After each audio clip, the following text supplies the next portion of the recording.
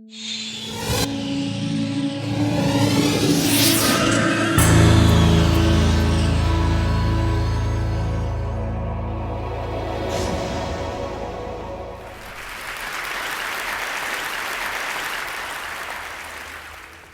afternoon.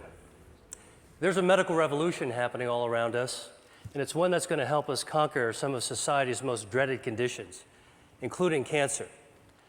And the revolution is called angiogenesis, and it's based on the process that our bodies use to grow blood vessels. So why should we care about blood vessels? Well, the human body is literally packed with them, 60,000 miles worth in a typical adult. End to end, that would form a line that would circle the Earth twice. The smallest blood vessels are called capillaries. We've got 19 billion of them in our bodies. And these are the vessels of life. And as I'll show you, they can also be the vessels of death. Now, the remarkable thing about blood vessels is that they have this ability to adapt to whatever environment they're growing in. For example, in the liver, they form channels to detoxify the blood. In the lung, they line air sacs for gas exchange. In muscle, they corkscrew so that muscles can contract without cutting off circulation. And in nerves, they course along like power lines, keeping those nerves alive. And we get most of these blood vessels when we're actually still in the womb. And what that means is that as adults, blood vessels don't normally grow, except in a few special circumstances. In women, blood vessels grow every month to build the lining of the uterus. During pregnancy, they form the placenta, which connects mom and baby. And after injury, blood vessels actually have to grow under the scab in order to heal a wound. And this is actually what it looks like, hundreds of blood vessels all growing towards the center of the wound.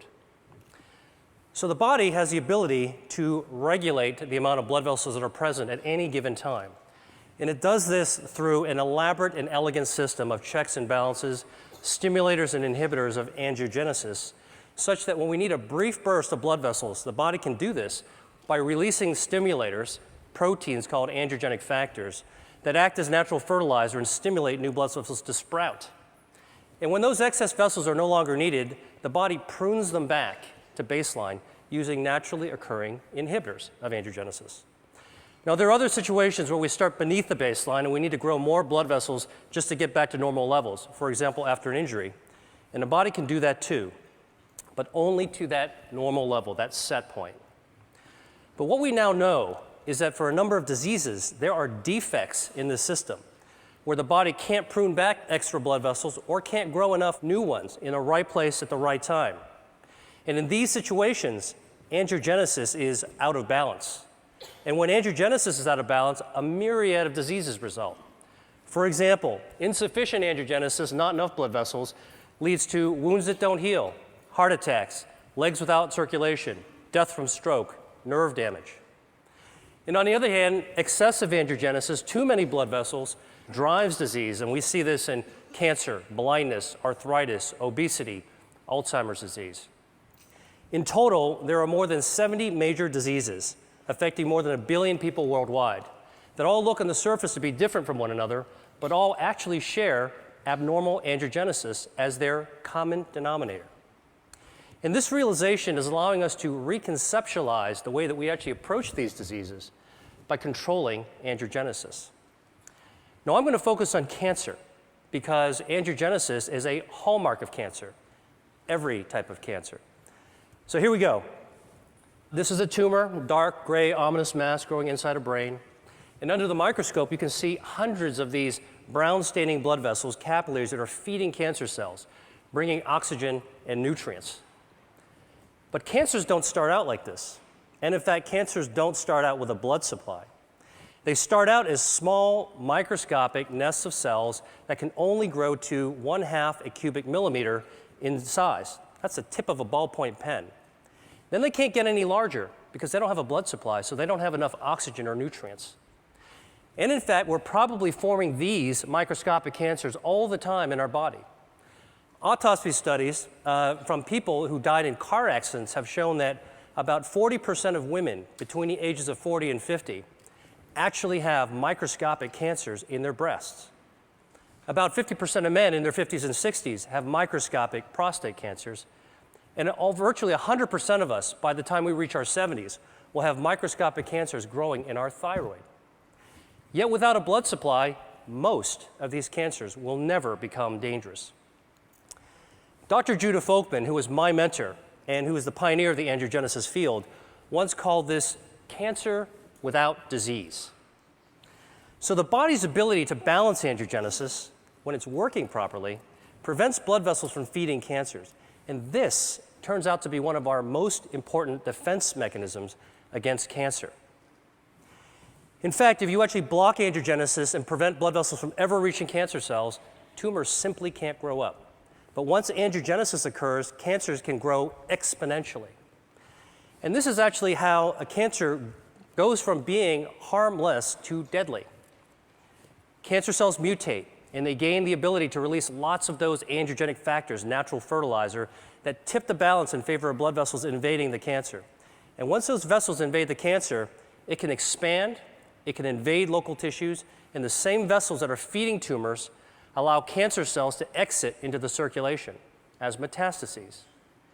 And unfortunately, this late stage of cancer is the one at which it's most likely to be diagnosed, when angiogenesis is already turned on and cancer cells are growing like wild.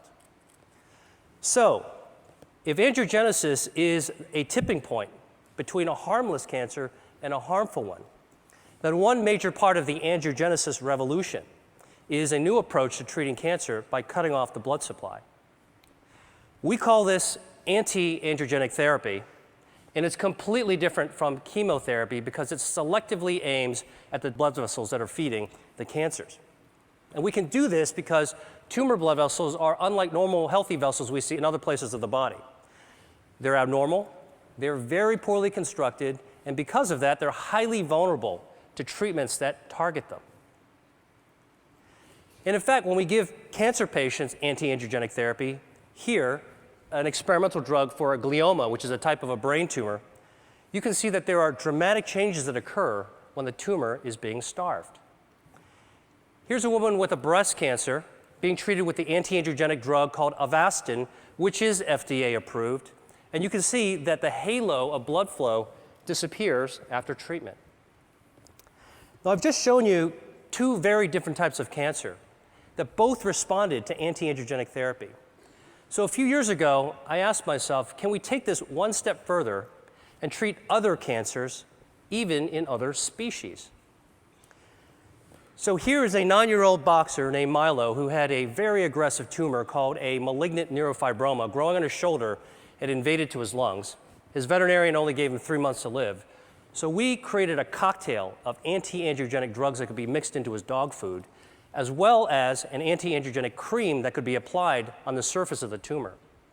And within a few weeks of treatment, we were able to slow down that cancer's growth such that we were ultimately able to extend Milo's survival to 6 times what the veterinarian had initially predicted, all with a very good quality of life. And we've subsequently treated more than 600 dogs. We have about a 60% response rate and improved survival for these pets that were about to be euthanized. So let me show you a couple of even more interesting examples. This is a 20-year-old dolphin living in Florida, and she had these lesions in her mouth that, over the course of 3 years, developed into invasive squamous cell cancers. So we created an anti-angiogenic paste. We had it painted on top of the cancer 3 times a week, and over the course of 7 months, the cancers completely disappeared, and the biopsies came back as normal. Here's a cancer growing on the lip of a quarter horse named Guinness. It's a very, very deadly type of cancer called an angiosarcoma, had already spread to his lymph nodes. So we used the anti-angiogenic skin cream for the lip and the oral cocktail so we could treat from the inside as well as the outside. And over the course of 6 months, he experienced a complete remission. And here he is 6 years later, Guinness, with his very happy owner.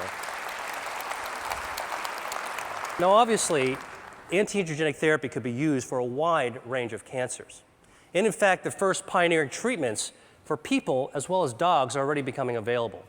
There's 12 different drugs, 11 different cancer types, but the real question is, how well do these work in practice? So here is actually the patient survival data from 8 different types of cancer. and the bars represent survival time taken from the era in which there was only chemotherapy or surgery or radiation available.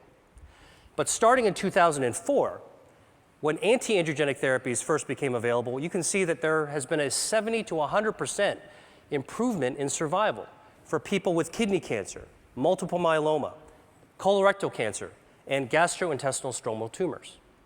That's impressive. But for other tumors and cancer types, the improvements have only been modest. So I started asking myself, why haven't we been able to do better?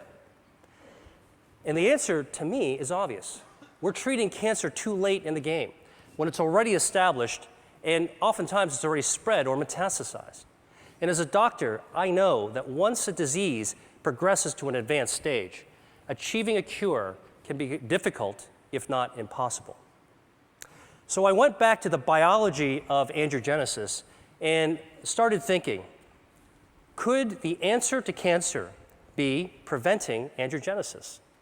Beating cancer at its own game, so that cancers could never become dangerous.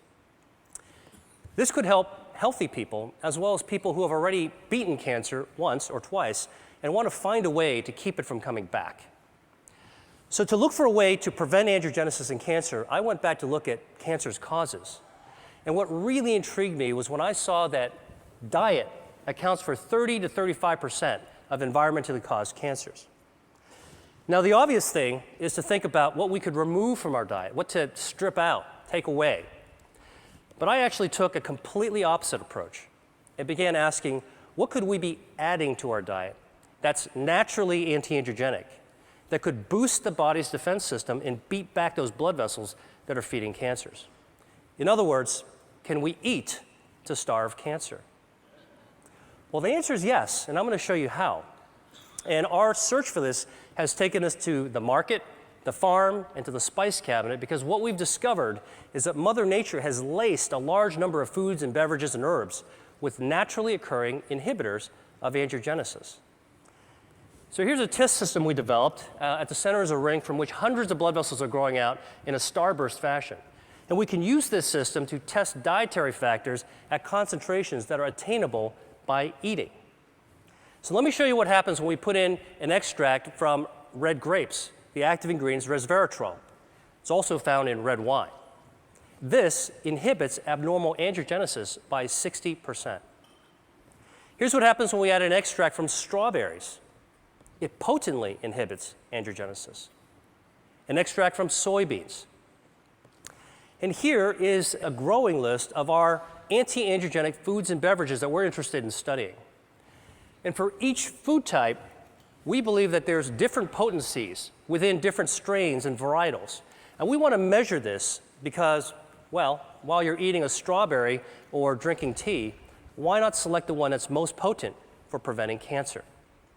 So here are 4 different teas that we've tested. They're all common ones: Chinese jasmine, Japanese sencha, Earl Grey, and a special blend that we prepared. And you can see clearly that the teas vary in their potency from less potent to more potent. But what's very cool is when we actually combine the 2 less potent teas together, the combination, the blend, is more potent than either one alone. This means there's food synergy. Here's some more data from our testing. Now, in the lab, we can simulate tumor angiogenesis, represented here in the black bar. And using this system, we can test the potency of cancer drugs. So the shorter the bar, less angiogenesis, that's good. And here are some common drugs that have been associated with reducing the risk of cancer in people. Statins, non-steroidal anti-inflammatory drugs, and a few others. They inhibit angiogenesis too. And here are the dietary factors going head-to-head against these drugs. You can see they clearly hold their own, and in some cases, they're more potent than the actual drugs. Soy, parsley, garlic, grapes, berries. I could go home and cook a tasty meal using these ingredients. So imagine if we could create the world's first rating system in which we could score foods according to their anti-angiogenic, cancer preventative properties. And that's what we're doing right now. Now, I've shown you a bunch of lab data, and so the real question is, what is the evidence in people that eating certain foods can reduce angiogenesis in cancer. Well, the best example I know is a study of 79,000 men followed over 20 years, in which it was found that men who consumed cooked tomatoes 2 to 3 times a week had up to a 50% reduction in their risk of developing prostate cancer. Now, we know that tomatoes are a good source of lycopene, and lycopene is anti-angiogenic.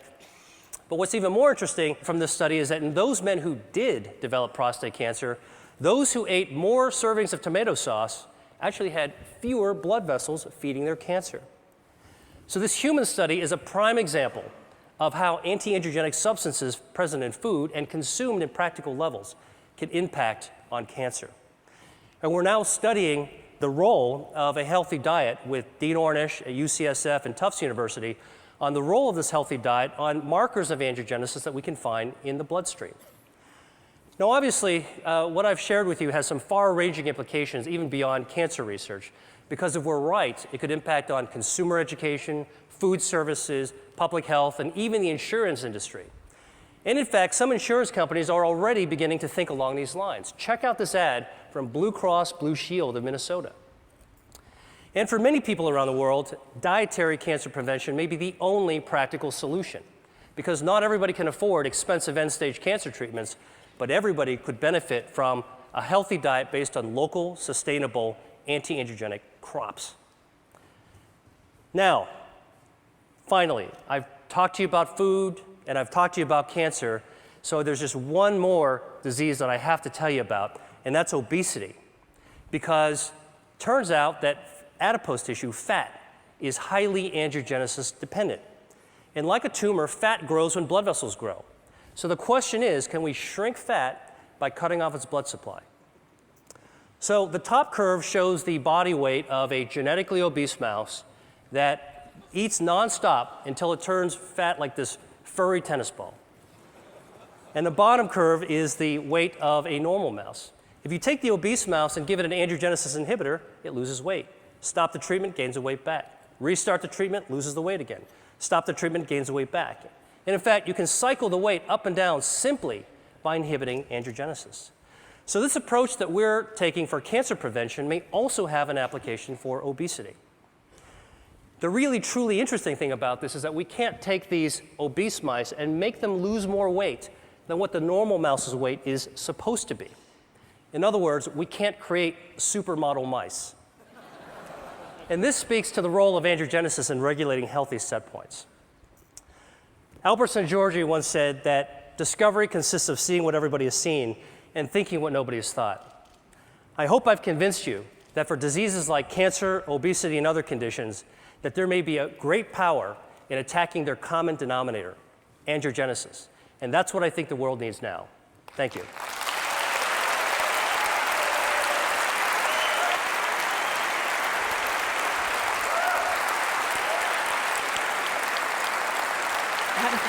So these drugs aren't exactly, they're not exactly in mainstream cancer treatments right now. For anyone out here who has cancer, what would you recommend? Do you recommend pursuing these treatments now for most cancer patients? So there are anti-angiogenic treatments that are FDA approved. And if you're a cancer patient or working with or advocating one, you should ask about them. And there are many clinical trials. The Angiogenesis Foundation is following almost 300 companies. And there's about 100 more drugs that are in the pipeline. So consider the approved ones, look for clinical trials. But then between what the doctor can do for you, we need to start asking, what can we do for ourselves? And this is one of the themes that I'm talking about, is we can empower ourselves to do the things that doctors can't do for us, which is to use knowledge and take action. And if Mother Nature has given us some clues, we think that there might be a new future in the value of how we eat. And what we eat is really our chemotherapy 3 times a day. Right. And along those lines, for people who might have risk factors for cancer, would you recommend pursuing any treatment sort of prophylactically, or simply pursuing the right diet with lots of tomato sauce? Well, there's abundant epidemiological evidence, and I think in the information age, it doesn't take long to go to a credible source like PubMed, the National Library of Medicine, to look for epidemiological studies for cancer risk reduction based on diet and based on common medications. And that's certainly something that anybody can look into. Okay, well, thank you so much.